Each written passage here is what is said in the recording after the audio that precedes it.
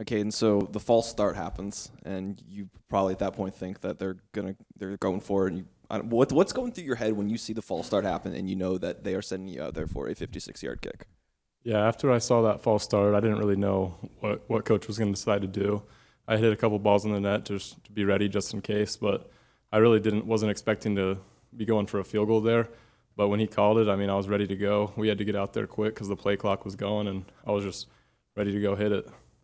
Felt good out there. We had a little bit of wind with us, and I was excited to be in that opportunity. Being said, I guess pregame and warm-ups, you were hitting them then and farther. How far did you kind of max out in pregame there?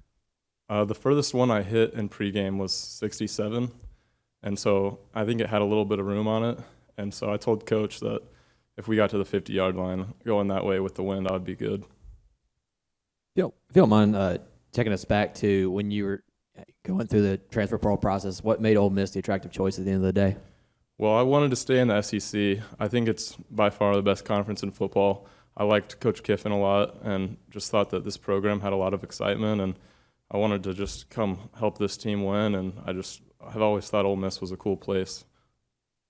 Caden Kozlowski had a good freshman year a couple of years ago. What's it like just having him with you? Is it more competitive? Does it make you a better kicker?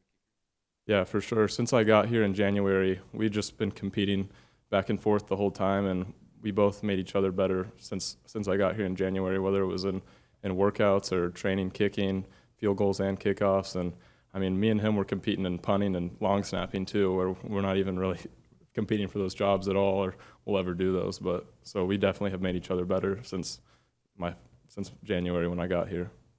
You mentioned the play clock was running down there. Mm-hmm. Is that almost better where you don't have to think about it and it's just go in and get it done? Yeah, I think to a point it can be better because like there isn't time to think about anything.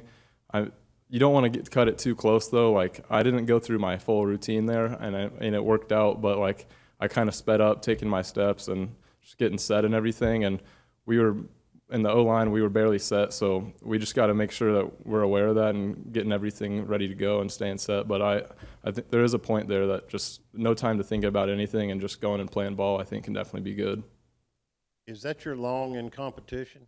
Yes, sir. What's your next longest? I think my next longest from A&M was 45 yards.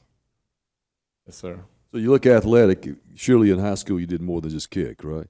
In football, I only kicked. My coach would never let me play anything else. He didn't want me to get hurt. Back when I was at A&M, Coach Mike Elko, he's at Duke now, he wanted me to come play safety something, but Jimbo wouldn't let me do that either. Well, I can understand that. Yes, sir. How cool is it when you know you're getting out there to have an opportunity to pretty much seal the game for your team? Just do you relish an opportunity like that? Yeah, it's crazy. Before the game, like I was talking with the specialists, and I told them that I wanted to hit a bomb today. I was just feeling good all day, and we had been practicing good all week, and operation felt good. Both those guys, Jared and Charlie Pollock, do a good job at getting the ball and just getting me set up for success. And it's crazy that an opportunity came like that where we could just ice the game. And, I mean, for sure, those are the moments that we look forward to as specialists. Did you get a game ball or anything like that, and how much do you think you deserve some recognition like that? No, I didn't get a game ball. I got our special teams player of the week within the team, so I got a sweatshirt for that. But I'm not really looking for any special recognition like that. I mean, I'm just glad that I could help our team win, and when an opportunity comes like that, like I just want to do my part just like everyone else on the team is. Caden, what's your all-time long, like in practice or whatever, what's the longest kick you've ever made? This question gets asked a lot, but back when I was at A&M in a practice, we had a good wind with us one day, and I made a 76-yarder.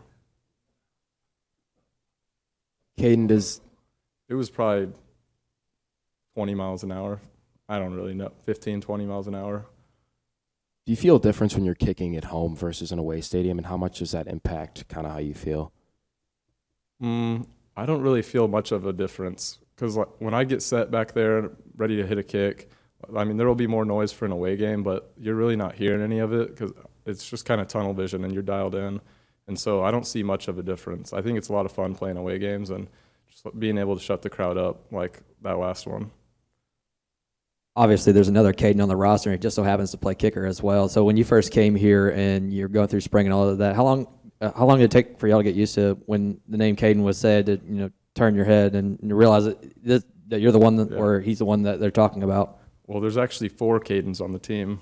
Me, the other Caden, the kicker, Caden Prescorn, and then Caden Lee, the receiver.